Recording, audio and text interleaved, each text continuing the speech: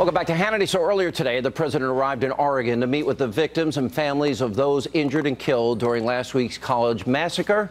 Now, local gun advocates were not too happy with the president coming to visit and line the streets in protest. Now, this news comes as the Washington Post reports that the president may actually once again circumvent Congress, try and use executive authority to impose new background checks. Joining us now with reaction, former NYPD Detective Bo Dietl, Fox News contributor Leslie Marshall, author, columnist, good friend David Limbaugh is back in New York. Good to see you all again. Before we get to the gun issue, let's go to the legal side, David, where you're an expert. This president, Republicans allowed him to get away with executive amnesty. They said they'd stop him. Now, does that now embolden him to totally ignore the Constitution, the rule of law? He's going to write his own laws, write his own executive orders? In anticipation of this show, I was thinking about examples of Obama defying the Constitution and thwarting congressional authority.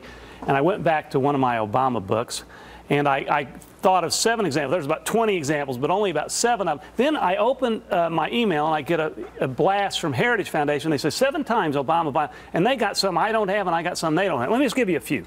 Immigration, the DREAM Act. 2 weeks before, he said he had no authority, then he did it anyway. He said 25 times he didn't have authority. Yeah, but then he just did it, right?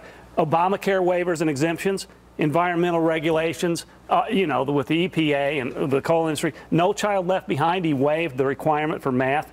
The Department of Interior, he defied the federal judge who invalidated a ban on offshore drilling. He quit enforcement. My question, I'll throw it to Leslie because she's a liberal here on the panel. Do you believe in separation of powers, co-equal branches of government? Oh, absolutely. And you learned that, you know how a bill becomes a law. Yes, I do. And so for the president to just admit that he doesn't have the right, for example, on immigration, to use executive orders and then using it, that would say that he is admitting his own lawlessness, doesn't it? Well, I think with this, and we saw after Sandy Hook 23 executive orders, this would be yet another executive order. And if I had to bet, I would say he's trying to push the Senate Democrats who are already looking to put forth legislation. And I think he's trying to push the hand of Congress. Bypasses Congress. No, I'm not saying that. I'm saying I think he's using it in a sense as a threat, but I honestly don't know how successful it will be if we look at what happened 23 times after Sandy Hook. Bo, I happen to be an advocate. I've had gun carry permits in Rhode Island, California, Alabama, Georgia, and in New York. I've carried a gun all my adult life. I was trained in the use of a firearm at 11. I would prefer, if God forbid an incident happens where I am or my children are, that somebody like Bo Dietl is there, that is armed and trained and willing to take on a perpetrator like this. You know, we have to not miss the point here. The point is we love for law-abiding citizens to have weapons. Background checks are in place. Background checks should be done. We don't want everyone to be able, a person who's a felon or someone with a criminal record should not have a weapon. And I think even all our NRA people agree on that. But my point is, when you get a president that wants to throw the baby out with the bathwater and put his new law in there, circumventing the Congress, we have judicial, we have legislature, and we have executive. We have co-equal branches of government. But here's my question. I'll throw it to Leslie and then David. You know, he said he's going to politicize this. We should politicize this, he said. But here's a problem. You know how many shootings took place in Chicago for the month of September alone? Do you know how many? Yeah. Oh, no, I don't know. Numerous. Probably more since we've spoken. I will give you the number. According to the Chicago Tribune, 351.